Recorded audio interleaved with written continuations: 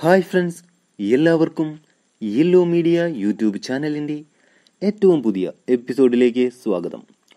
കുട്ടികൾ തൊട്ട് പ്രായമായവരിൽ വരെ കണ്ടുവരുന്ന ഒന്നാണ് ശ്വാസം മുട്ടൽ. ശ്വാസം മുട്ടൽ വന്നാൽ ജീവിതകാലം മുഴുവൻ പിന്നെ നരകതുല്യമായ അവസ്ഥയാണ്. ശ്വാസം മുട്ട് മാറുന്നതിനുള്ള കിടിലൻ ഒരു പൊടിക്കൈയാണ് ഇന്ന് പറയുന്നത്.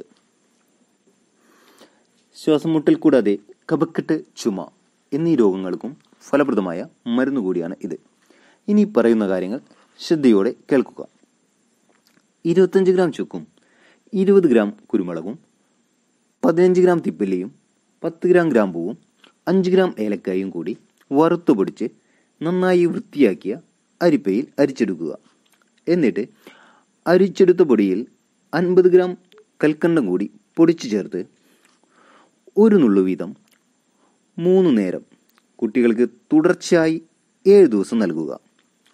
കുട്ടികളിലെ ശ്വാസം മുട്ടൽ, കഫക്കെട്ട്, ചുമ എന്നിവ പൂർണ്ണമായും മാറിക്കിട്ടും. മുതിർന്നവർക്കാണെങ്കിൽ 3 നുള്ളു വീതം 3 നേരം 7 ദിവസം കഴിച്ചാൽ മതിയാകും. അതുപോലെ തന്നെ കുരുമുളക് പൊടിയും തേനും കൽക്കണ്ടവും പൊടിച്ചു ചേർത്ത് കഴിക്കുന്നത് ശ്വാസം മുട്ടൽ മാറുന്നതിനുള്ള പ്രതിവിധിയാണ്. പനിക്കൂർക്കയില അരച്ച് നെറ്റിയിലും നെഞ്ചത്തും കിടക്കുന്നതിന് മുൻപ് പരട്ടുന്നതും പനിക്കൂർക്കയിലയുടെ നീർ 10 തുള്ളി കഴിക്കുകയും ചെയ്താൽ ശ്വാസം മുട്ടൽ, പനി, ചുമ എന്നിവ മാറിക്കിട്ടും. ഈ ടിപ്സ് നിങ്ങൾക്ക് ഇഷ്ടമായാൽ ഷെയർ ചെയ്യുക. ചാനൽ സബ്സ്ക്രൈബ് ചെയ്ത് ഓൾ അമർത്തുക. എങ്കിൽ മാത്രമേ ഈ യെല്ലോ മീഡിയയുടെ എല്ലാ പുതിയ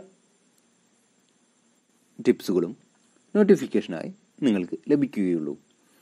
അപ്പോൾ അടുത്ത സെഗ്മെൻറ്റ്സുമായി വരുന്നതുവരെ ഒരു ഗുഡ് ഹൈ. ഓക്കേ.